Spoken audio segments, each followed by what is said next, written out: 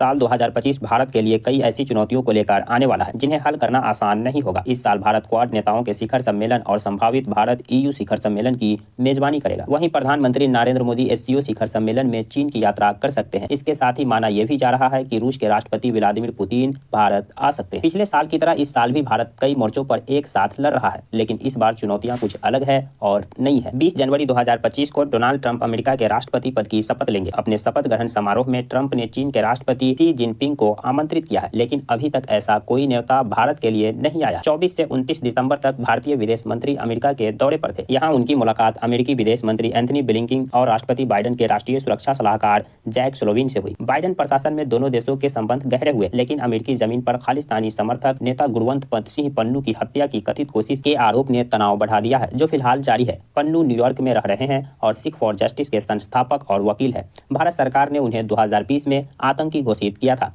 America के न्याय मंत्रालय ने 17 अक्टूबर को भारतीय नागरिक विकास यादव के खिलाफ भाड़े पर हत्या और मनी लॉन्ड्रिंग का मामला दर्ज करने की घोषणा की थी। अमेरिका का दावा है कि विकास यादव भारत की खुफिया agency research and analysis wing यानी रॉ के लिए काम करते थे। अमेरिकी अधिकारियों का दावा है कि पन्नू की हत्या की साजिश में विकास यादव की अहम भूमिका है। इस मामले में एक और भारतीय नागरिक निखिल गुप्ता पहले से ही अमेरिकी हिरासत में है। दूसरी तरफ अमेरिका में भारतीय बिजनेसमैन गौतम अडानी पर एक आपराधिक मामला दर्ज किया गया है। उन पर अमेरिका में अपने एक कंपनी को कॉन्ट्रैक्ट दिलाने के लिए $25 करोड़ की रिश्वत देने और इस मामले को छुपाने का आरोप है। हालांकि अडानी ग्रुप ने इन आरोपों को बेबुनियाद बताया है। भारत की विपक्षी पार्टियां लंबे समय से आरोप लगाती रही है कि गौतम अडानी PM मोदी के करीबी है। इस मामले ने भारत में सत्तारूढ़ बीजेपी के लिए मुश्किलें बढ़ाने का काम किया। इसके अलावा H1B वीजा को लेकर भी भारत के सामने कई चुनौतियां हैं, क्योंकि डोनाल्ड ट्रंप शुरू से ही इसका विरोध करते आए हैं, लेकिन हाल ही में उन्होंने इनका समर्थन भी किया है। यह वीजा पाने वाले लोगों में सबसे ज्यादा लोग भारतीय हैं। हाल के आंकड़ों के मुताबिक 72% वीजा भारतीय नागरिकों को दिए गए हैं। राष्ट्रपति पद की शपथ लेने के बाद ट्रंप H1B वीजा को लेकर क्या रुख रखते हैं,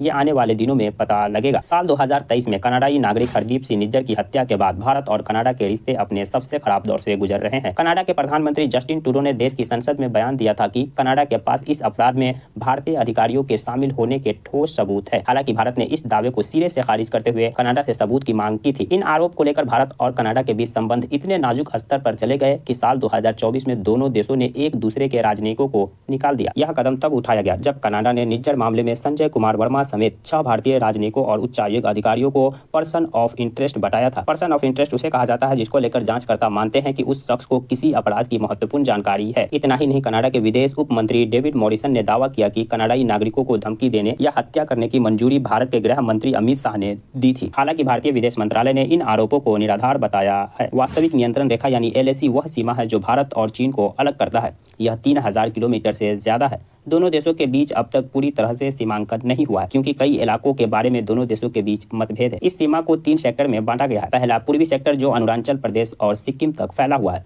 दूसरा मध्य सेक्टर जो उत्तराखंड और हिमाचल प्रदेश में है। वहीं लद्दाख में फैली सीमा को पश्चिमी सेक्टर कहते हैं। तीनों ही सेक्टर में भारत का चीन के साथ विवाद चल रहा है, लेकिन अक्टूबर 2024 में पूर्वी लद्दाख में वास्तविक नियंत्रण रेखा पर एक महत्वपूर्ण समझौता कर भारत और चीन ने आने वाले दिनों में गतिरोध को कम करने के संकेत दिए हैं। इस समझौते के मुताबिक गतिरोध वाले 2 बिंदुओं देपसांग और डेमचोक में सैनिकों की वापसी हो गई है और जल्द ही इन टकराव बिंदुओं पर गश्त शुरू हो जाएगी। हालांकि अभी यह साफ नहीं है कि क्या भारतीय सैनिक 2020 से पहले के गश्त बिंदु तक जा पाएंगे या नहीं। साल 2020 में पूर्वी लद्दाख के गालवान में दोनों देशों के सैनिकों के बीच हिंसक झड़प में 20 भारतीय सैनिक के साथ कई चीनी सैनिक मारे गए थे। तब से दोनों देशों के बीच तनाव चरम पर था। अक्टूबर में हुए समझौते के बाद काजान में 16वें ब्रिक्स शिखर सम्मेलन के दौरान 5 सालों के बाद PM मोदी और चीनी राष्ट्रपति शी जिनपिंग में पहली द्विपक्षीय बातचीत हुई। विदेश मामलों के जानकार कमर आगा का मानना है कि चीन से भारत कई बार धोखा खा चुका है और यही वजह है कि दोनों देशों में विश्वास की बहुत कमी है। वह कहते हैं कि साल 2025 में चीन के साथ भारत के रिश्तों में सुधार आएगा, क्योंकि चीन अमेरिका के दबाव में है। चीन जब भी अमेरिका के प्रेशर में आता है तब वह भारत से गंभीर होकर बातचीत करता है। ऐसे में चीन नहीं चाहता है कि उनके संबंध भारत से खराब हो। कमर आगा कहते हैं कि वर्ल्ड ऑर्डर बदल रहा है और चीन अमेरिका को चुनौती दे रहा है। अगर उसे सफल होना है तो उसे भारत को साथ लेकर चलना।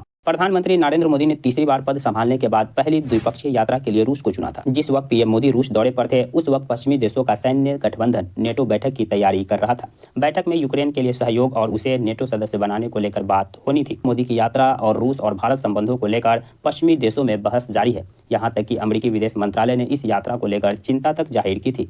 इन दोनों नेताओं की मुलाकात ब्रिक्स शिखर सम्मेलन में हुई, जिसके बाद डोनाल्ड ट्रंप ने ब्रिक्स देशों को डॉलर का विकल्प तलाशने के बारे में कड़ी चेतावनी दी। ट्रंप ने कहा कि डॉलर का विकल्प तलाशने की कोशिश कर रहे ब्रिक्स देशों पर 100% टैरिफ लगाया जाएगा।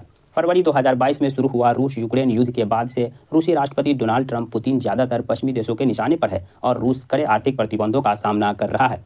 बावजूद इसके भारत रूस से तेल आयात करता रहा है और साल 2024 में दोनों देशों का व्यापार करीब 66 अरब डॉलर रहा है। ऐसे में साल 2025 में भारत के सामने सबसे बड़ी चुनौती अमेरिका और रूस को एक साथ लेकर चलने की है। रूस भारत के लिए एक विश्वसनीय साझेदार है। दूसरी तरफ अमेरिका भारत की तुलना में पाकिस्तान को तवज्जो देता रहा है। भारत चीन और पाकिस्तान की दोस्ती से पहले ही जूझ रहा। ऐसे में भारत रूस से दूर होकर उसे इस जुगलबंदी में आने देने का जोखिम नहीं उठा सकता है।